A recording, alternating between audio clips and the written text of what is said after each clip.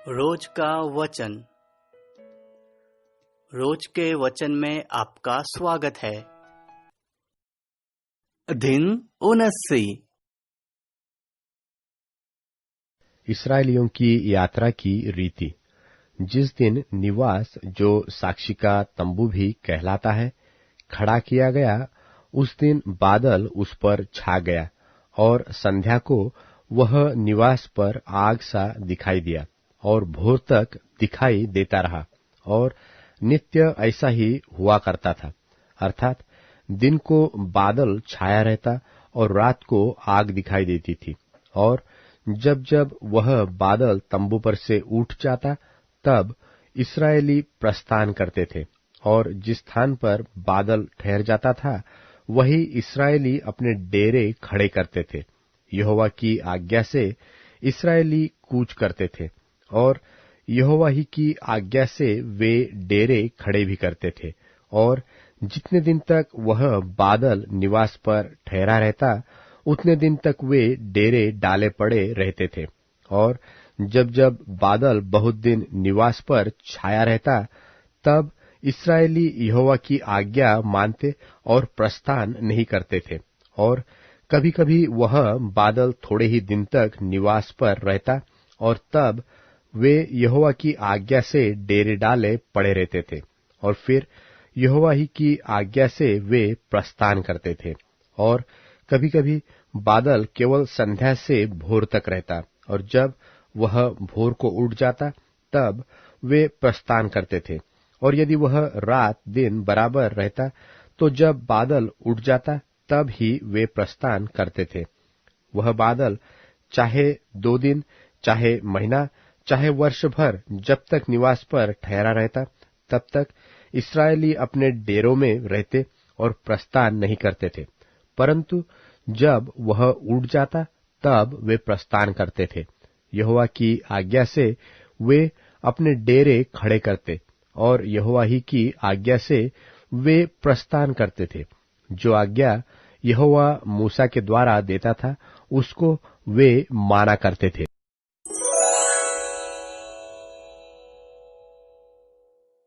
गिनती की पुस्तक अध्याय 10। गिनती की पुस्तक अध्याय 10। चांदी की तुरहियों के बनाने और व्यवहार में लाने की विधि। फिर यहोवा ने मूसा से कहा, चांदी की 2 तुरहियां गढ़ के बनाई जाए। तू उनको मंडली के बुलाने और छावनियों के प्रस्थान करने के काम में लाना। और जब वे दोनों फूंकी जाए, तब सारी मंडली मिलाप वाले तंबू के द्वार पर तेरे पास इकट्ठी हो जाए। और यदि एक ही तुरही फूंकी जाए, तो प्रधान लोग, जो इस्राएल के हजारों के मुख्य पुरुष हैं, तेरे पास इकट्ठे हो जाए। जब तुम लोग सांस बांधकर फूको, तो पूरब दिशा की छावनियों का प्रस्थान हो, और जब तुम दूसरी बेर सांस बांधकर फूको, तब दक्षिण दिशा की छावनियों का प्रस्थान हो। उनके प्रस्थान करने के लिए वे सांस बांधकर फूंके।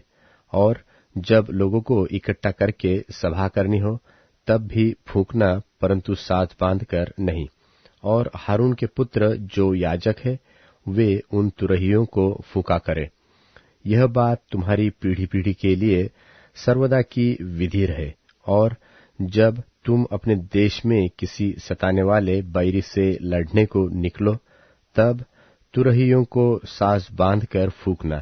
तब तुम्हारे परमेश्वर यहोवा को तुम्हारा स्मरण आएगा, और तुम अपने शत्रुओं से बचाए जाओगे। और अपने आनंद के दिन में और अपने नियत पर्वों में और महीनों के आदि में अपने होम बलियों और मेल बलियों के साथ उन तुरहियों को फूंकना। इससे तुम्हारे परमेश्वर को तुम्हारा स्मरण आएगा। मैं तुम्हारा परमेश्वर यहोवा हूँ। इस्राएलियों का सीनै पर्वत से प्रस्थान करना। और दूसरे वर्ष के दूसरे महीने के 20वें दिन को बादल साक्षी के निवास पर से उठ गया। तब इस्राएली सीनै के जंगल में से निकलकर प्रस्थान करके निकले, और बादल पारान नाम जंगल में ठहर गया। उनका प्रस्थान यहोवा की उस आज्ञा के अनुसार जो उसने मूसा को दी थी आरंभ हुआ था। और सबसे पहले तो यहूदियों की छावनी के झंडे का प्रस्थान हुआ और वे दल बांधकर चले, और उन सबका सेनापति अम्मीनादाब का पुत्र नहशोन था।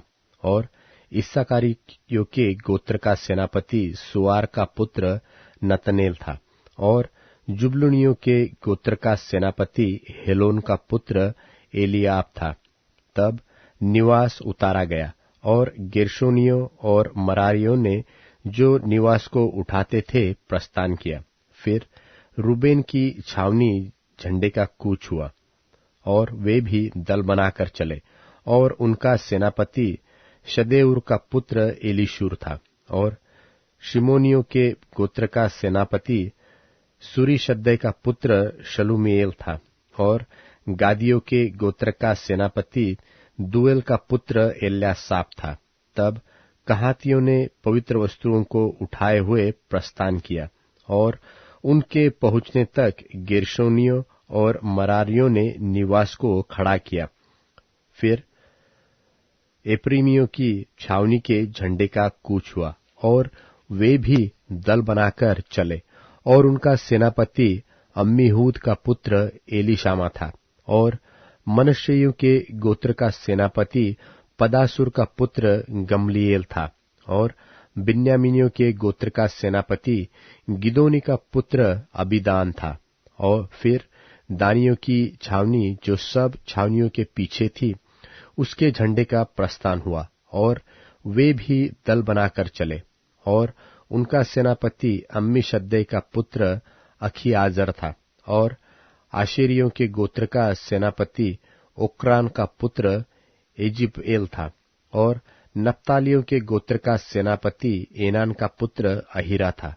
इस्राएली इसी प्रकार अपने अपने दलों के अनुसार प्रस्थान करते और आगे बढ़ा करते थे। और मूसा ने अपने ससुर रूएल मिद्यानी के पुत्र होबाब से कहा, हम लोग उस स्थान की यात्रा करते हैं जिसके विषय में यहोवा ने कहा है कि मैं उसे तुझको दूंगा, सो तू भी हमारे संग चल, और हम तेरी भलाई करेंगे, क्योंकि यहोवा ने इस्राएल के विषय में भला ही कहा है। होबाब ने उसे उत्तर दिया कि मैं नहीं जाऊंगा, मैं अपने देश और कुटुंबियों में लौट जाऊंगा। फिर मूसा ने कहा, हमको न छोड़, क्योंकि हमें जंगल में कहाँ कहाँ डेरा खड़ा करना चाहिए यह तुझे ही मालूम है। तू हमारे लिए आंखों का काम देना, और यदि तू हमारे संग चले तो निश्चय जो भलाई यहोवा हमसे करेगा उसी के अनुसार हम भी तुझसे वैसा ही करेंगे। फिर इस्राएलियों ने यहोवा के पर्वत से प्रस्थान करके 3 दिन की यात्रा की, और उन 3 दिनों के मार्ग में यहोवा की वाचा का संदूक उनके लिए विश्राम का स्थान ढूंढता हुआ उनके आगे आगे चलता रहा। और जब वे छावनी के स्थान से प्रस्थान करते थे, तब दिन भर यहोवा का बादल उनके ऊपर छाया रहता था। और जब जब संदूक का प्रस्थान होता था, तब तब मूसा यह कहा करता कि हे यहोवा, उठ और तेरे शत्रु तीतर बीतर हो जाए, और तेरे बैरी तेरे सामने से भाग जाए। और जब जब वह ठहर जाता था, तब तब मूसा कहा करता था कि हे यहोवा, हजारों हजार इस्राएलियों में लौटकर आ जा।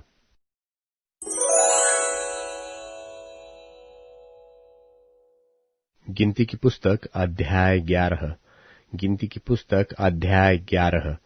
इस्राएलियों का कुड़कुड़ाना और इसका दंड भोगना।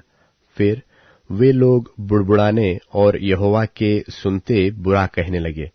निदान यहोवा ने सुना, और उसका कोप भड़क उठा, और यहोवा की आग उनके मध्य में जल उठी, और छावनी के एक किनारे से भस्म करने लगी। तब लोग मूसा के पास आकर चिल्लाए, और मूसा ने यहोवा से प्रार्थना की।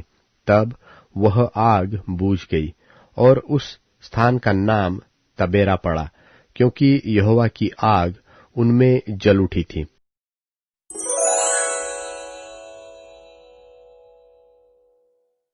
लुका अध्याय 3।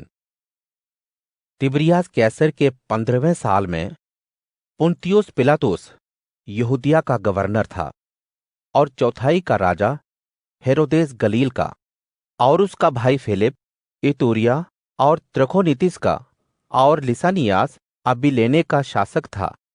हन्ना और कैफा जब प्रधान पुरोहित थे, तभी जंगल में जकरिया के बेटे यूहन्ना को प्रभु का संदेश मिला, और वह यरदन के आसपास के इलाके से मन बदलाव के बपतिस्मे और गुनाहों की मुआफी की खुशखबरी सुनाने लगा, जैसे कि यशाया नबी की किताब में लिखा है, जंगल में एक पुकारने वाले की आवाज ये है, प्रभु के रास्ते को तैयार करो, उसे सीधा करो। हर एक घाटी भर दी जाएंगी, प्रत्येक पहाड़ नीचा और पहाड़ी नीची की जाएंगी, टेढ़ी मेढ़ी सड़कें सीधी की जाएंगी, उबड़ खाबड़ रास्ते चिकने बनाए जाएंगे। सभी लोग परमेश्वर पिता की मुक्ति को देखेंगे। तब यूहन्ना ने उस भीड़ से जो उसके पास बपतिस्मा पाने आई थी कहा, सांप के बच्चों, परमेश्वर के आने वाले दंड से दूर भागने के लिए तुम्हें किसने चेतावनी दी है? इसलिए मन बदलाव का सबूत दो और अपने आप से ये मत कहो, अब्राहम हमारे पिता है। ऐसी डींगे मारना बेकार है। परमेश्वर पिता इन पत्थरों को अब्राहम की संतान में बदल सकते हैं। पेड़ों की जड़ पर कुल्हाड़ी पहले ही से रखी हुई है। हर एक वह पेड़ जिसमें अच्छा फल नहीं निकलता है, काटने के बाद आग में झोंका जाता है। भीड़ ने सवाल किया, हमें करना क्या चाहिए? यूहन्ना ने उत्तर दिया, अगर तुम्हारे पास 2 कुर्ते हैं, एक गरीब को दे दो। अगर तुम्हारे पास खाना है तो मिल बांट कर खाओ। भ्रष्ट टैक्स जमा करने वाले भी बपतिस्मा पाने के लिए आए और पूछने लगे, गुरुजी, हमें क्या करना चाहिए? उसने उत्तर दिया, ईमानदार रहो और जितना रोमी सरकार ने तय किया है उससे ज्यादा मत लो। कुछ फौजियों ने पूछा, हमें बताइए कि हम क्या करें? उसने उनसे कहा, दबाव डालकर किसी से पैसा मत ऐंठना या किसी पर झूठा आरोप मत लगाना। अपनी मजदूरी से खुश रहना। हर एक मसीह के जल्दी आने का इंतजार कर रहा था, इसलिए लोग ये जानना चाहते थे कि कहीं यूहन्ना तो मसीह नहीं है। उनके सवालों के जवाब में यूहन्ना बोला, मैं तुम्हें पानी में बपतिस्मा देता हूँ, लेकिन एक हैं जो मुझसे ज्यादा अधिकार रखते हैं, इतना ज्यादा कि मैं उनकी जूती का फीता भी खोलने के लायक नहीं हूँ। वह तुम्हें पवित्र आत्मा और आग से बपतिस्मा देंगे। अपने सूप की मदद से वह गेहूं और भूसी को अलग करने के लिए तैयार हैं। उसके बाद वे दाने को साफ करके अनाज को खत्ते में रखेंगे, लेकिन भूसे को कभी न बुझने वाली आग में डालेंगे। सुसमाचार को सुनाते समय यूहन्ना ने ऐसी तमाम चेतावनियां दी, लेकिन अपने भाई फिलिप की पत्नी हेरोदियास से ब्याह करने और दूसरी बुराइयों की वजह से हेरोद अंतिपास को यूहन्ना ने डांटा। उसने सबसे बुरी बात यह की कि यूहन्ना को जेल में डाल दिया। जब लोग वहां आकर बपतिस्मा ले रहे थे, यीशु को भी बपतिस्मा दिया गया। जब यीशु प्रार्थना कर रहे थे, आसमान खुल गया। एक फाख्ते की शक्ल में पवित्र आत्मा उनके ऊपर उतरा और आसमान से एक आवाज आई, तुम मेरे प्रिय बेटे हो, मैं तुमसे खुश हूं।